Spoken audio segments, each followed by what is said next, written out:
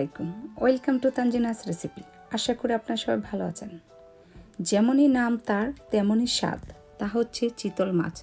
আজ আমি আপনাদেরকে তৈরি করে দেখাবো চিতল মাছের পেটির ঝোল। চলুন তাহলে শুরু করা যাক।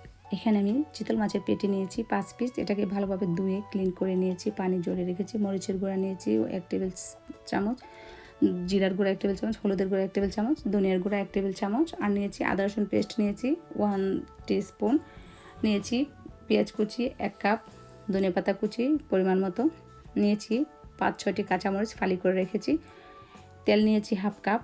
তো এখন চিতল মাছের মধ্যে প্রথমে আমি লবণ ছিটিয়ে দিচ্ছি, তারপরে সামান্য হলুদ আর মরিচ দিয়ে মাখিয়ে নিচ্ছি। মাছটাকে আমি প্রথমে ভেজে নেব। তো হাত দিয়ে ভালোভাবে এই হলুদ মরিচ লবণটাকে মাখিয়ে নিতে হবে। তো আমার মাখানো হয়েছে। এখন চুলার মধ্যে একটি প্যান বসিয়েছি, তার মধ্যে সামান্য তেল দিয়ে দিচ্ছি। তো তেলটা গরম হওয়ার পরে মাছগুলোকে আমি ছেড়ে দিচ্ছি। মাছগুলোকে হালকাভাবে ভেজে নেব এই পিঠ ও পিঠ।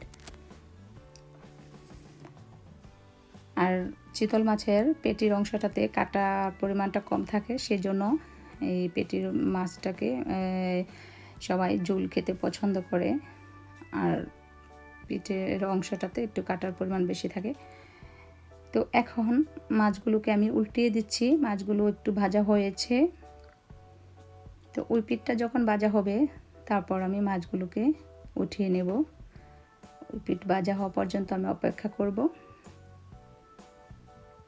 এখন আমার সুন্দরভাবে মাছগুলো এই পিঠ ও পিঠ ভাজা হয়েছে। এখন মাছগুলোকে উঠিয়ে নিচ্ছি। তো মাছগুলোকে উঠিয়ে নেওয়ার পর একই প্যানে আমি পেঁয়াজ দিয়ে দিচ্ছি, আর বাকি একটু তেল দিয়ে দিচ্ছি পরিমাণ মতো যতটুকু লাগবে। তো পেঁয়াজগুলো ভাজা হওয়ার জন্য সামান্য একটু লবণ দিয়ে দিলাম, আর ঢাকনা দিয়ে ঢেকে দিব, তাতে করে পেঁয়াজটা তাড়াতাড়ি সফট হয়ে যাবে। তো 2 মিনিট পর ফিরে এলাম। পেঁয়াজটি খুব সুন্দরভাবে সফট হয়েছে। এই পর্যায়ে এসে এখানে দিয়ে দিচ্ছি আদা রসুন পেস্ট। আদা রসুন পেস্ট দেওয়ার পর নেড়ে ছেড়ে তারপর বাকি যে গুঁড়া মশলাগুলো নিয়েছি সেগুলোকে দিয়ে দিচ্ছি।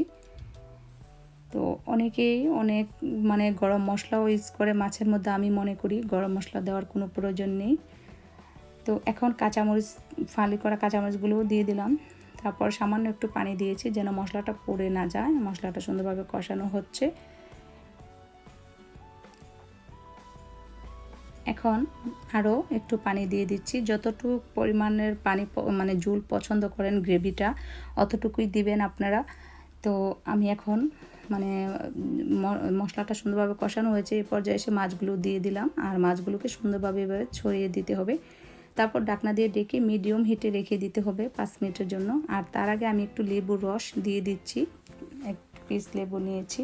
এখন ঢাকনা দিয়ে ডেকে রেখে দেবো 5 মিনিটের জন্য মিডিয়াম হিটে। তো 5 মিনিট পর ফিরে এলাম।